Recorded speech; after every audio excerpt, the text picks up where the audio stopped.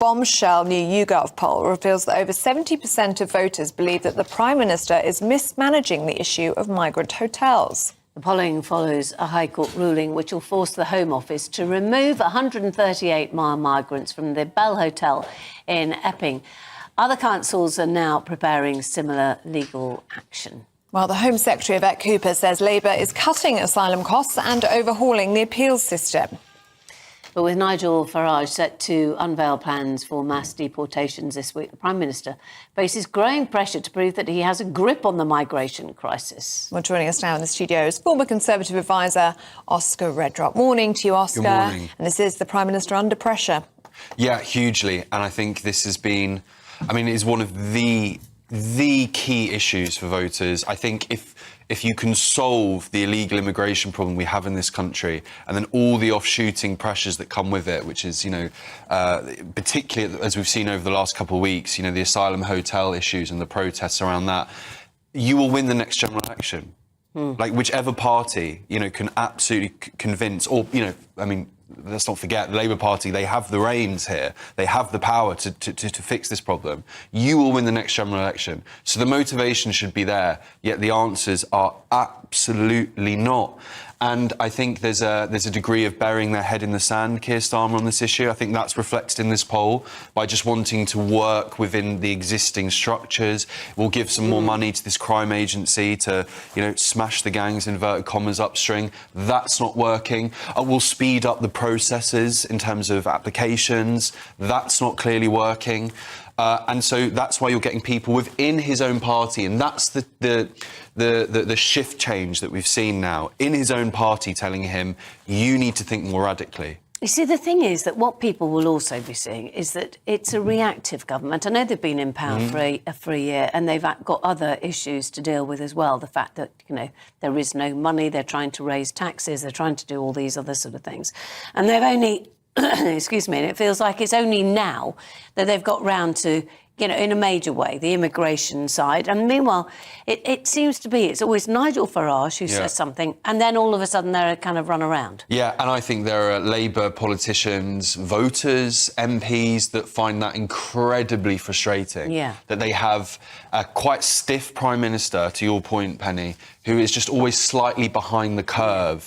And, like him or dislike him or whatever your feelings are about someone like Farage, he does have a slightly innate ability to not need polling, to not need to wait, 10 minutes after the fact and just kind of sense what the country's thinking and needing and wanting in that moment. And so Keir Starmer, naturally, is not the most proactive, charismatic, kind of fluid leader. He's always behind that curve. You just want to, if you were advising him, would you have just said, look, let's just get ahead on something, even if it's not this, get ahead on something, because it seems to be that there's almost nothing there on the front foot about it. I think to be fair, and, you have to be as objective as possible, I think to be fair, like, number 10... and people like Morgan McSweeney, his chief of staff in number 10, big player in number 10. I think they're not complete idiots. Like, they understand, there is a priority here that needs to be sorted, and I think they understand that. And they talk a lot about immigration. There's a lot of policies that we have about sorting this issue out in this country. So they get it, but it does sometimes come down to you do feel like the message might be right, smash the gangs. OK, that would be great.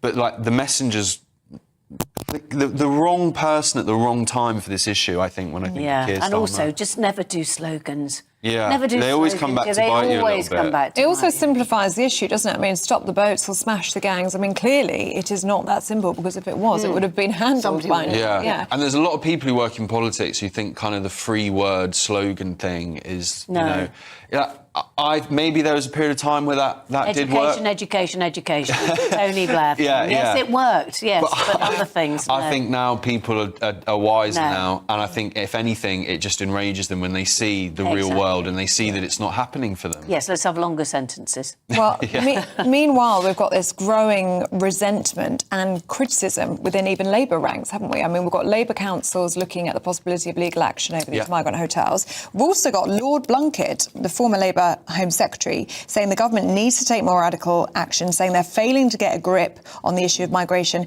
even talking about leaving the ECHR. Yeah, so if I'm Keir Starmer, and this is a relatively quiet, hoping it would be anyway, kind of late August bank holiday, that intervention from someone like Blunkett, who is, a real Labour Party grandee, obviously, that is a hand on the shoulder. That is, I would be hugely concerned if I was Keir Starmer. That is people within my party now putting, not to overcook it, but in some ways putting me on notice. Actually. Yeah, and also that's the same plan as the as Nigel Farage, this business about withdrawing from the European Convention on Human Rights. But let's talk about the other story, though, the story about the asylum issue, which is proving to be, the Conservatives didn't manage to deal with it. They were all about, they stopped the boats, and now we've got the, get the smugglers, and nothing seems. It seems on the face of it that nothing really concrete is being done properly to stop this. It does feel like a bit of an intractable problem, and it's getting quite desperate for the Prime Minister. 71%, this is the new YouGov poll out today, of voters believe that Keir Starmer is handling this issue badly. To be honest, I'm quite surprised it's not higher than that, given what we hear day in, day out about the frustration. And that includes 56% of people who voted Labour at the last election. And let's not forget, it feels like a lot has happened, but that election was only just over a year ago. This is so difficult for the Prime Minister. And what it comes down to, really, why both Labour and the Conservatives failed to do anything about this, is because of the legislation, the human rights legislation, the ECHR. And that ECHR legislation is then enshrined into UK law via the Human Rights Act. And that essentially makes it almost impossible for anyone to do anything about it once migrants get to these shores. That is why Keir Starmer talked about smashing the gangs, tackling the problem upstream over in France, because basically once they get here, we know it is very, very difficult, despite all the political will in the world, to get them out again. That's what Rishi Sunak discovered when he tried to introduce this Rwanda policy. We had planes literally sitting off on the runway, and at the very last minute, people were taken off by people representing human rights lawyers. Their claims were then heard in the Court of Appeal, and lots of them managed to stay in the UK. That is why we're now hearing Nigel Farage saying that not only would he withdraw Britain permanently from the ECHR, but he would also rip up the UK Human Rights Act altogether and replace it with a British Bill of Rights. Then you've got Kemi Badenoch. She's been sitting on her hands, really, for pretty much since she came into office. There are lots of Conservative MPs who were saying that the only way forward is to leave the ECHR. Kemi Badenoch now appears to be of that mind herself. We heard Richard Holden there saying there's a commission. They won't say it. I think they will say it when we get to the Conservative Party conference in October. Even David Blunkett is saying, really interesting interview with him in the Times today, saying that the only way is to temporarily leave the ECHR. And he accuses Keir Starmer of having very little coherent narrative on the issue. And I think that is the crux of it. Some of the individual measures Labour are taking, perhaps this reform of the asylum appeal system, appeal hearings, which actually might even get in through this, slightly through the back door in the border security bill, which is nearing its later stages in the Lords. So it might actually, that might mean that the reforms could be on the statute book within weeks. So there's that. There is that.